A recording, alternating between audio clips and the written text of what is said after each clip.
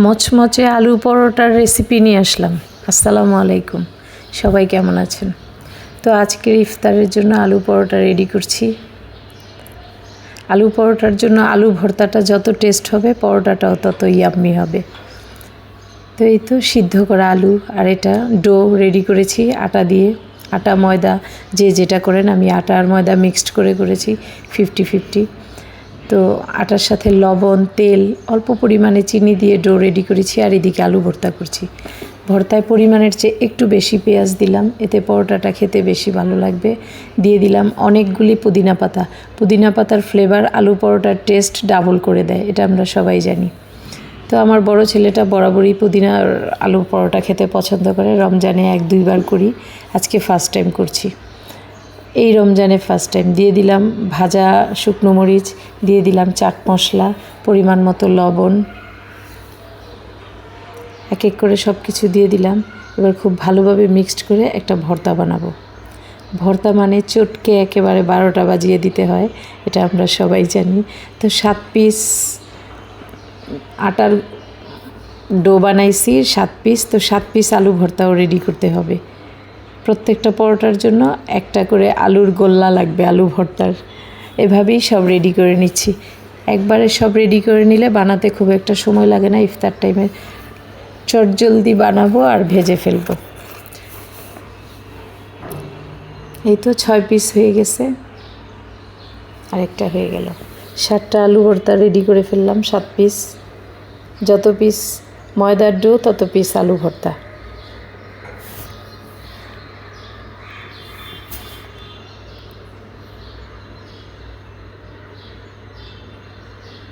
এবার পরোটা বেলবো।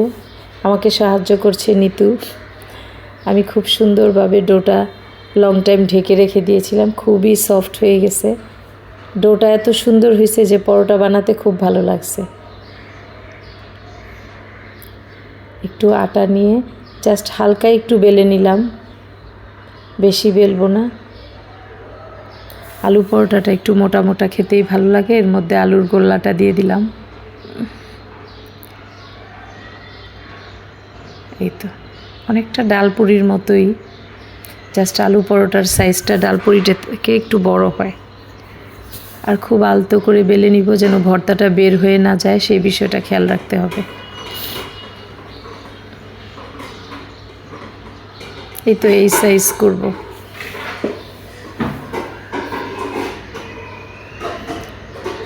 এক এক করে 2-3টা বেলে নিলাম। আর বাকিগুলির ভিতরে আলু ভিতরে ঢুকিয়ে রেডি করে রাখলাম, জাস্ট একটু বেলে ছেঁকে ফেলবো।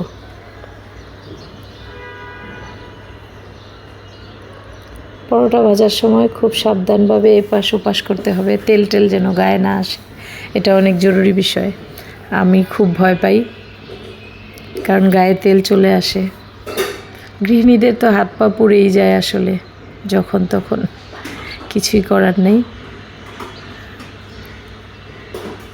এবার ধীরে ধীরে গোল্ডেন ব্রাউন করে পরোটা ভেজে নিব।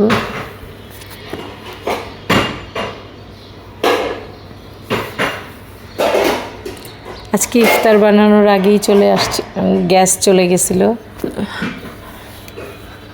ও আবার নামাজে ছিল, গ্যাস আসলো একটু। ইফতারের সময়ের সাথে সাথে আমার পরোটা ভাজাও শেষ হয়ে গেছিল। গ্যাসের এই প্রবলেম আর ভালো লাগে না।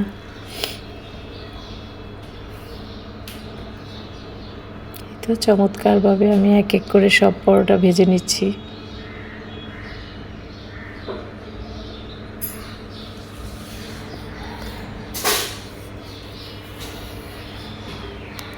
আলু পরোটার সাথে মজার সালাদ আর চিকেন ফ্রাই ছিল।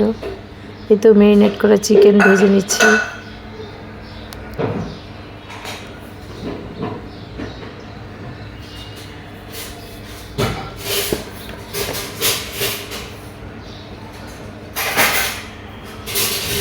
ইফতারে একটু কষ্ট করি বাচ্চাদের জন্য, ওরা যেটা খেতে পছন্দ করে সেটা দিতে চেষ্টা করি। মা হিসেবে এটা প্রত্যেকটা মাই করে, কারণ বাচ্চারা রোজা রাখে, ওদের হ্যাপি করতে চাই আমি। তো সুন্দর করে একটা সালাদ বা রায়তা রেডি করে নিচ্ছি। টমেটো, শসা, গাজর, পেঁয়াজ, কাঁচামরিচ, টক দই। টক দইটা ওপেন করা হয়নি, সুন্দর করে ওপেন করতে পারলাম না, কিছুই করার নাই। খুবই তাড়াহুড়া লেগে গেছিল ইফতারের আগে। পরিমাণ মতো টক দই দিয়ে দিব। চাইলে কেউ মিষ্টি দই দিয়েও করতে পারেন। যার যার টেস্ট মতো সে সেই সালাডটা রেডি করবেন। আর আমি এখানে একটু চাট মশলা আর একটু রোস্টেড মরিচের গুঁড়োও দিয়ে দিয়েছিলাম। এই তো, খুবই মজার ছিল সালাডটা, দারুণ একটা সালাদ রেডি করে ফেলছি আজকের ইফতারের জন্য। ধন্যবাদ সবাইকে, শুভকামনা।